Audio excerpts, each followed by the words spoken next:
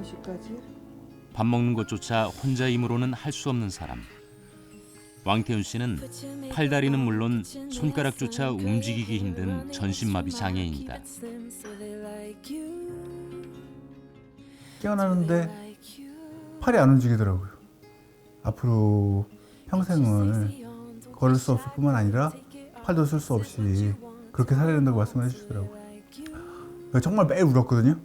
어느 날 생각을 해보니까 눈물을 제가 닦을 수가 없더라고요.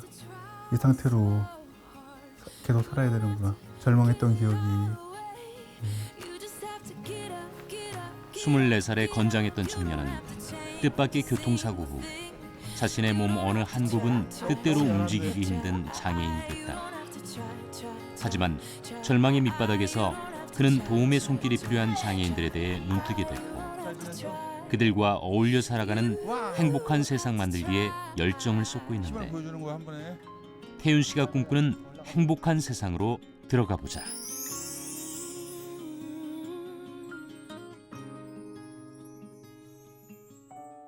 서울 서대문구에 위치한 왕태훈 씨의 집. 손발을 모두 사용하지 못하는 왕태훈 씨는 활동 보조인의 도움 없이는 움직임이 전혀 불가능한 1급 척수장애인이다. 목 아래로는 전혀 움직일 수 없으니 씻는 것도 입는 것도 모두 도움을 받아야만 한다. 네, 카드 주시고. 됐어.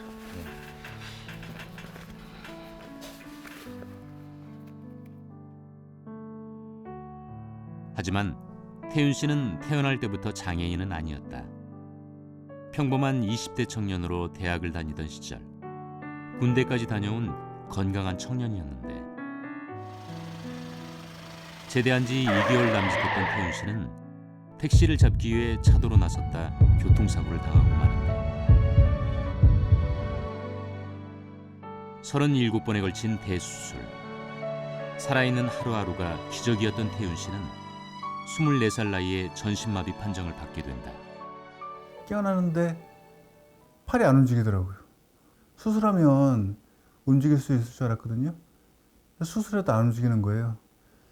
그래서 의사 대신 어머님이 말씀을 해주시더라고요. 앞으로 평생을 걸을 수 없을 뿐만 아니라 팔도 쓸 수 없이 누가 밥도 먹여줘야 되고 그렇게 살아야 된다고 말씀을 해주시더라고요. 아, 나는 이제 세상에서 쓸모없는 사람이 됐구나. 그때는 정말 죽고 싶었던 기억이. 하루아침에 송두리째 변해버린 인생. 태윤 씨는 절망에 빠져 8년을 침대에 누워만 지냈다. 하지만 그런 그를 일어나게 한 것이 있었는데 집 근처에 위치한 태윤 씨의 사무실. 자원봉사단체인 스파인 2000이다. 더 이상 쓸모없는 인간이라고 절망했던 태윤 씨에게 할 수 있는 일, 아니 해보고 싶은 일이 생긴 것이다. 자신과 같은 중증 장애인들을 위해 꼭 필요한 도움이 되자는 결심을 하게 된 것. 그 시작은 우연한 계기였다. 어느 날 TV를 우연하게 보게 됐어요. 미국인 부부인데 우리나라 장애 아동만 4명을 데려가다 키우고 있더라고요. 아, 깜짝 놀랐어요. 그래서 우리도 뭔가 보람 있는 거를 한번 해볼까 하고 생각하고 있었는데 초등학교, 중학교 가가지고 장애인 식개선 교육, 제 사례담 들려주고 아이들이 장애에 대해서 모르거든요. 장애가 몇 가지 있는지, 장애의 종류, 또 뭐 휠체어 미는 법 그런 거 강의하면서 사회 진출하게 됐고 그걸 밑바탕으로 해서 스파인 네이션을 하게 된 거죠. 그날 오후 태윤 씨가 찾은 곳은 서울 용산구에 위치한 가브리엘의 집.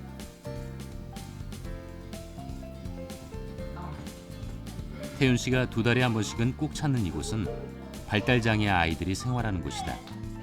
태윤 씨가 15년째 봉사활동을 펼치고 있는 이곳 가브리엘의 집은 태윤 씨의 오늘이 있게 한 특별한 곳이기도 하다. 얘들아 안녕. 안녕. 안녕하세요. 바이. 헐. 선생님. 어. 안녕하세요. 안녕. 잘 지냈어? 지루. 아이들에게 태윤 씨는 든든한 삼촌 같은 존재다. 학교 잘 다녀? 아픈 날은 없어? 가브리엘의 집 식구 중 유독 태윤 씨를 따르는 한민 씨. 오늘 저녁에 뭐 먹을 거야? 오늘 저녁이요? 오늘 때로는 형하기도 하고요. 때로는 삼촌이기도 하고, 때로는 선생님이기도 하고, 때로는 아버지 같기도 하고, 자그맣게라도 해서 저도 사회 봉사를 좀 했으면 하는 바람입니다. 제가 뭐 별일 봉사하는 건 아니지만 아이들도 저를 보면서 아, 저 형도 이렇게 나무에서 봉사하는 거 보고 좀 나중에 커서 용기를 얻고 사회 진출해서 여러 가지 일도 하고 그랬으면 좋겠습니다. 짬뽕 먹겠습니다. 짬뽕 콜. 우리 한민이 꿈이 국무총리예요. 그지? 근데 응. 일단은 일을 좀 열심히 한다. 그래. 아직 어리니까. 왜 대통령도 있는데 왜 국무총리가? 국무총리면 적당할 것 같습니다. 왠지 야, 그래도 그만큼의 욕심은 없습니다. 야 멋지다 진짜. 가브리엘의 집 막내 하늘이가 야무지게 외투를 입으며 외출 준비를 하는데 가자. 내려가. 내려가자. 아, 놀러 갔다 오려고. 산책 좀 하려고요. 태윤 씨가 오길 손꼽아 기다렸던 하늘이가 남몰래 받았던 장난감을 사달라고 태윤 씨를 조른 것. 마음에 들었어? 네. 계산. 근데 좀 좋아? 뽀뽀 한번. 누구래요 대표님? 아, 그럼요. 딸인데. 누가 저한테 뽑아주겠어요. 하늘이뿐만 아니라 가브리엘의 집 아이들에게 추석 선물을 선사한 태윤 씨 덕분에 아이들이 신났다. 너 선물을 이렇게 많이 받아왔구만. 할머니가 못하게 했는데. 학습지랑. 장난감이 아니라 색칠공. 15년 전 전신마비 장애인 태윤 씨는 이곳에 와서 도울 일을 찾았고 원장님은 기꺼이 받아들였다. 일단은 참 존경하는 마음이었죠. 또 놀라기도 하고요. 대단하시다. 근데 사실 제가 아무리 장애에 대해서 많이 알아도요. 저렇게 손도 못 움직이는 줄은 몰랐어요. 아무것도 못 하시면서도 많은 사람들을 움직이고 많은 사람의 마음을 움직이더라고요. 정말 우리 아이들에게 우리가 생각지도 못하는 부분, 자기가 장애인으로서 가보고 싶었던 곳, 뭐 이런 데를 항상 초청해줘요. 왕 회장님이 나타나거나 오라고 하면 항상 신나는 일이 기다립니다. 장애인의 몸으로 처음 시작하게 된 가브리엘 집의 봉사는 태윤 씨가 도움받는 사람에서 돕는 사람으로 새로운 인생을 사는 계기가 되주었고 다른 봉사자들처럼 몸으로 아이들을 도와주지는 못하지만 태윤 씨는 장애아들에게 필요한 것을 채울 수 있도록 돕는다. 늦은 저녁 집으로 돌아가는 태윤 씨. 해주지 않으세요? 그런데 부쩍 말수가 줄었다.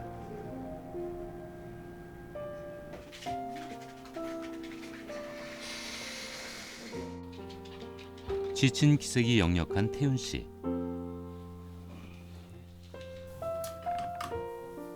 무리가 된 걸까? 오늘은 태윤 씨가 유난히 고통스러워 보인다.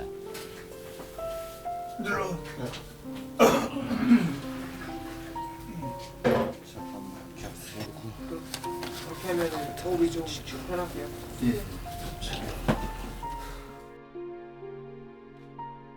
혼자서는 움직일 수 없는 태윤 씨의 곁에서 24시간 그의 손발이 되어주는 활동 보조인 일범 씨.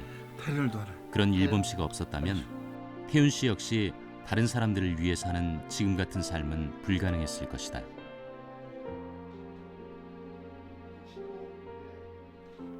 진짜 뭔가 좀 베풀어주는 그 인식이 좀 많이 봐요.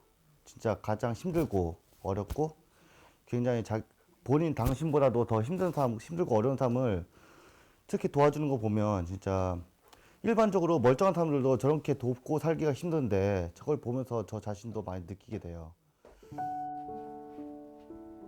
일을 마치고 돌아온 태윤 씨의 어머니. 아들의 사고 후 한시도 마음 편할 날 없이 사는 어머니에게 태윤 씨는 늘 고맙고 미안하다. 네, 그러려고. 좀 이제 부식도 많이 하고 그래가지고 하려고 하는데 슬퍼할 겨를이 없었어요. 그러니까 맨날 생사의 갈림길에서 그걸 이제 살려내야 되기 때문에 뭐 운다든지 뭐 다른 거를 생각할 겨를이 진짜 없었어요. 접대는 얼마 전에 했냐 하면 엄마 내가 이렇게 장애가 돼서 다친 게 이런 일을 하도록 내 삶이 주어지기 위해서 다치지 않았나 이런 생각이 든다는 거예요. 만일 자기가 그렇지 않았으면 젊으니까 술도 먹고 놀기 좋아하고 뭐 그러면서 한 세상을 살았을지도 모르는데 그런 어떤 이런 사명을 주기 위해서 다쳤다는 그런 생각이 든다고 그렇게 얘기를 하던데 저도 그런 생각을 했어요. 하루 동안의 일을 어머니에게 이야기해주는 태윤 씨. 그렇게라도 어머니를 안심시키고 싶은 것이다. 우리 아들 중에 우리 아들이 제일 효자예요. 아이, 왜냐하면 저 죽을 때까지 같이 있으니까. 신장에 콩팥도 생기고 막 그래가지고 큰 수술도 많이 했거든요. 그래서 그때마다 이제 어머님이 병원을 해주시니까 그게 제일 안 좋았던 것 같고 그리고 지금은 많이 건강해지고 또 같이 봉사해서 그게 좋은 것 같아요. 모자에 다정한 밤이 깊어간다. 다음 날 외출 준비로 분주한 태윤 씨와 활동 보조인들. 일범 씨, 네. 타이 잘못 자신 있어? 뭐 타요? 타이? 타이는 저기 제 꼬매지 않은 고등학교 때 교복 입을 때 그때 매는 거 빼고는 거의 기억이 안 나요. 제가 하지 말까? 오늘은 좋은 생각이신데요? 정말 아니고요. 아니 미안해요. 아무튼 항상 이렇게 꾸미면 이두 분이 말씀 안 하시는데 괴로워하세요. 근데 우리 팔보 쓰는 사람들이 제일 싫어하는 말이 뭐냐면 네. 팔을 못 쓰니까 젓가락질 못 하잖아요. 아무거나 먹으란 말하고 아무거나 입으란 말을 제일 싫어하거든요. 근데 이렇게 군소리 없이 해주시니까 감사하죠. 자, 여기 조심하시고. 장애인 그러면 가난하고 그다음에 좀 어렵고 그런 고정관념이거든요. 그 또 옛날에 막 입고 다닐 때는 시장 아줌마들이 앉아있으면 1,000원씩 주는 거야. 맨 처음에는 그냥 웃었는데 아 내가 정말 거지같이 보이나 그런 생각을 한 말을 하게 됐고요. 장애인도 멋질 수 있다는 걸 보여주기 위해서 노력합니다. 괜찮은 거예요. 오늘 컨디션이 좋네요. 정말로. 우리 아들 멋지다, 회장님. 오늘도 잘하고 오세요. 고슴도치도 자기 자식은 흠모만다고? 남들이 들으면 욕하는. 아니야, 진짜로. 됐어. 그날 오후 한강 둔치. 오늘은 마음사랑 그림대회가 있는 날이다. 올해로 2회차를 맞는 그림대회는 태윤 씨가 대표로 있는 봉사단체인 스파인 이천에서 주최하는 대회로 장애인과 비장애인의 소통을 위해 만들어졌다. 이때 도착한 가수 강원래 씨. 태윤 씨의 봉사활동을 후원하고 있는 그는 그림대회의 심사위원을 맡았다. 나이트가? 옷을 그렇게 차려입었어? 끝나고. 괜한 딴지를 걸어보는 원래 씨. 정원 형도 와요 오늘? 과일을 외국 나왔어.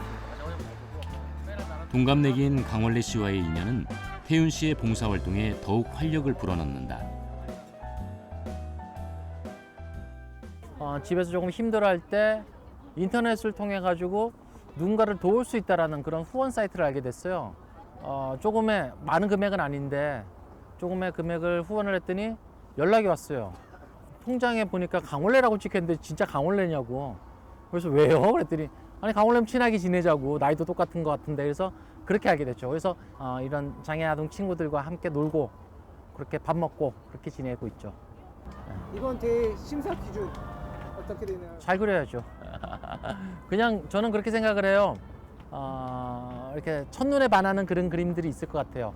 물론 뭐 구도도 좋고 색깔도 잘 쓰고 그런 것도 좋겠지만 뭔가 좀 의미가 있는 그림들, 진심이 담겨 있는 그림들, 나의 감정을 표현한 그림들, 그런 그림들이 그려지길 기대하고 있습니다. 안녕하세요.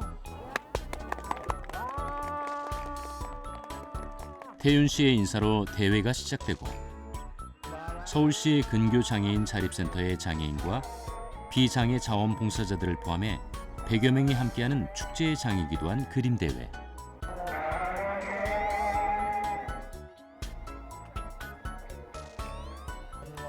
식전 행사가 끝나고 본격적인 그림대회가 시작됐는데 정해놓은 주제 없이 표현하고 싶은 것을 그리는 그림대회다. 시작하실 거예요? 아니 이쪽만 이쪽. 기대는 안 하고. 나 이쪽 싫어.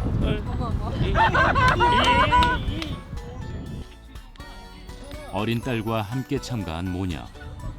딸과 매번 자원봉사를 하고 있는 현희 씨다. 생각보다 많은 사람들이 소외되어서 살아가고 있고 특히 장애인들을 별개로 취급을 받고 그리고 잘 모르는 것 같은데 그러니까 아이들이랑 같이 나와서 같이 생활하고 하다 보면 그게 피부로 좀 느껴지고 함께 살아가야 하고 그런 것들이 좀 익숙해졌으면 좋겠다 해서 함께 가끔씩 참여하고 있어요. 눈사람? 잘 그렸어? 몇 등 자신 있어? 1등, 2등, 3등, 4등까지 있는데. 또 있다! 4등? 드디어 강원리 씨와 의수화백 석창우 씨의 심사가 시작되고 내가 언제부터 교수가 됐지? 아니. 나라서. 일단 15개를 고를까요? 올해는 어떤 그림이 사람들의 마음을 감동시켰을까? 그래요. 첫 번째 장려상 윤세연 어디 계십니까? 감사합니다. 유재고 감사합니다. 네, 왔어. 오랜만에 그랬는데 이렇게 좋은 상 주셔서 감사하다는 그런 말씀이었습니다. 앞으로도 그는 장애인들에게 자신의 장애를 넘도록 징검다리가 되어주고 싶다. 사실 우리 장애아동들이 이렇게 대회 출전해서 상금도 타고 솜씨를 발휘할 수 있는 기회가 많지 않아요. 네, 그래서 아이들에게도 뜻깊고 좀 더 사회에 진출할 수 있도록 그런 발전의 장이 되고 싶습니다. 며칠 후 태윤 씨가 요양원 봉사를 위해 길을 나섰다. 저희 오늘 양로원 가서 바나나랑 포도 한 박스씩 가져가세요. 좋은 거 있나? 물건 좀 볼게요. 머루는 이런 거 있고요. 뭐로? 어르신들 시간 어느 게 나요? 이거 하나 괜찮아요, 당근은. 당근. 이거는 몇 손 들었어요? 몇 손? 이렇게 와서 직접 과일도 직접 이렇게 올라서 사시고 그러니까.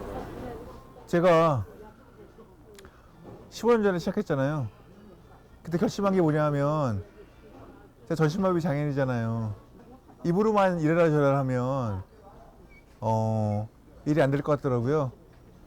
그때부터 결심한 게 뭐 두 번 뭐 사고 뭐 자원봉사 모집을 해도 제가 하는 모습을 보여주자.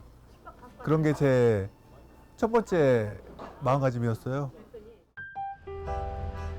손수 과일장을 봐서 태윤 씨가 찾은 곳은 서울시 은평구에 위치한 구세군 데이케어 센터. 치매, 중풍 등 노인성 질환을 가지고 있는 어르신들을 지원하는 기관이다. 큰 바나나 한 박스, 포도 한 박스, 복숭아. 복숭아 한 박스 이렇게 과일을 엄청 많이 가지고 계세요. 아유. 감사하다, 감사합니다.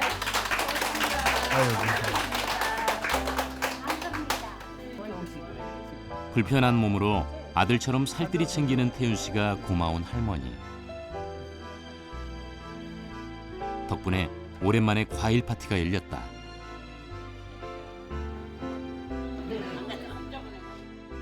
사실 굉장히 놀랐어요. 예, 지금 이제 장애가 좀 다른 분보다 더 심한 상태로 이렇게 오셔가지고 굉장히 당황스러웠었는데 그래도 굉장히 표정이 밝으시고 또 이렇게 본인도 어려우실 텐데 어르신들에 대한 그 연민 또 긍휼 이런 마음을 가지시고 어르신들 방문해 주시고 말씀 나눠주시고 하시는 게 저는 굉장히 감사하고 참 대단하신 분이다 하는 생각이 들더라고요. 굉장히 바쁘신데. 아니 괜찮아요. 아침에도 그냥 왔다 갔다 해요. 아침 저녁으로 그냥 시간 날 때마다 박수를 많이 치셔야 돼. 아셨죠? 태윤 씨의 봉사에 늘 함께해주는 웃음치료사 황인철 씨. 봉사는 태윤 씨에게 삶의 이유이자 새로운 인연을 만들어주는 통로이기도 하다. 보통 마음 먹고는 못 하는 거죠. 아니 웬만한 사람 같으면 이렇게 못한다 이 말이에요. 이렇게 선물 갖고 온 사람 없다 이 말이에요. 나뭐니요. 저거만이 삼계탕 가져와서 먹었죠. 미남이라. 내가 왕 대표님 미남. 소수자들, 약자들을 만나면 생각한 게 뭐냐면 딴 건 안 해도 예? 아플 때는 병원에 갈 수 있어야 하고 배우고 싶으면 배울 수 있다고 생각해야 됩니다. 누구나 싼 값에 이용할 수 있는 병원도 만들고 싶고 또 대안학교 만들어서 그런 배움의 길을 받지 못한 여러분들 그분들도 교육할 수 있는 병원이나 학교를 만들어서 혜택을 주고 싶은 게 꿈이자 목표. 삶과 죽음의 경계를 넘나들었던 생의 벼랑 끝에서 새로운 삶을 찾은 왕태윤 씨. 그를 일으켜 세운 건 자신처럼 절망에 빠진 이들을 돕고 싶다는 소망이었다. 세상의 무관심 속에 소외된 중증 장애인들과 약자들을 위해 함께라는 꿈을 실은 태윤 씨의 휠체어는 오늘도 멈추지 않고 달린다. 제가 이 일하는 가장 큰 이유는 저처럼 장애 심하고 가진 것도 없고 요즘 거의 다 대학교 못 나온 사람도 그래도 남을 위해서 뭔가 할 수 있다는 걸 정말 보여주고 싶었어요. 이를 악물고. 제가 뭐 대단한 사람은 아니지만 중증장애인도 그 무언가를 할 수 있다는 거 정말 용기 잃지 마시고 무슨 산포야 다 할 수 있습니다. 의지가 있다면.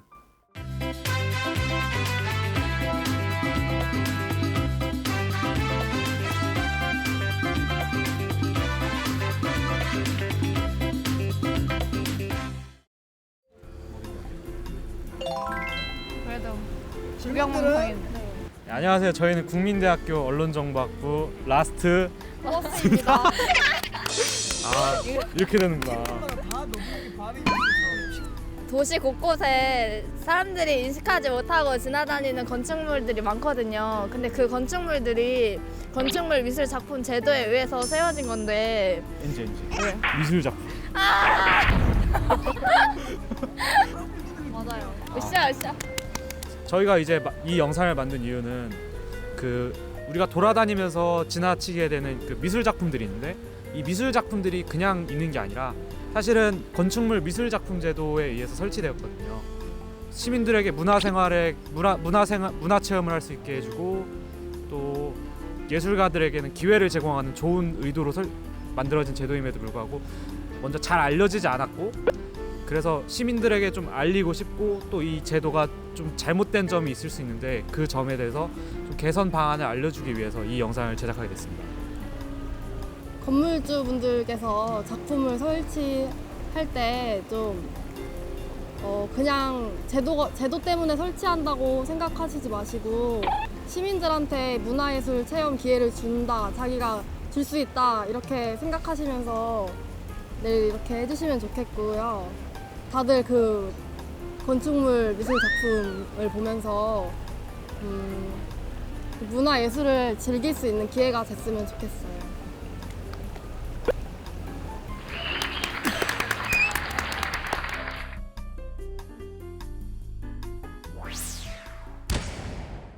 우리는 하루에도 수많은 건축물들을 인지하지 못한 채 지나치고 있습니다. 이러한 건축물들은 건축물 미술 작품 제도에 의해 세워졌습니다. 하지만 이 사실을 아는 사람은 많지 않습니다. 시민들에게 인터뷰를 해보았습니다. 전혀 몰랐어. 사람들이 잘 모르고 있는 이 제도, 어떤 제도일까요? 건축물 미술 작품 제도란 건축물을 신축 또는 증축할 때 건축 비용의 1% 이하를 미술 작품 설치에 이용하거나 기금으로 대체하는 제도입니다. 이 제도는 도시 환경을 개선하고 건축물의 문화적 이미지를 부여함으로써 문화예술을 증진시키기 위해 만들어졌습니다. 건축물 미술작품 제도는 1995년 의무조항이 되어 약 2만여 개의 미술작품이 설치되었습니다. 2000년, 2011년 두 번의 개정을 거쳐 미술장식에서 미술작품으로 명칭이 변경되었으나 설치 비용의 비중이 1% 이하에서 1% 미만으로 낮아졌고 작품 설치 대신 기금으로 대체할 수 있게 되었습니다. 시민들에게 설문조사를 해보았습니다. 그 결과 제도에 대한 시민들의 인지도가 매우 낮았으며 조형물이 도심 이하에 기여하고 있는가에 대해 잘 모르겠다거나 부정적인 반응이 다수였습니다. 또한 조형물의 디자인이 난해하여 이해하기 어렵고 작품의 위치가 부적절하다는 의견도 있었습니다. 이는 자연스레 주변 환경과의 부조화로 이어집니다. 이러한 문제의 원인은 중개비용과 작가 선정의 불투명성입니다.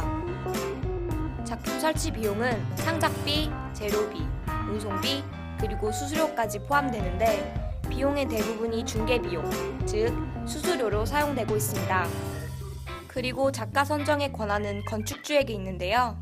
건축주는 비용 절감을 위해 작품을 공모하는 대신 직접 작가를 선정하는 경우가 많습니다. 이는 유착 선정과 같은 문제를 낳을 수 있습니다. 이를 해결하기 위한 방안으로 3가지를 제안합니다. 첫 번째, 기존의 제도는 비용의 1% 내에 중개비용까지 포함되었지만 비용의 전부를 온전히 제작비에 사용하도록 개정해야 합니다.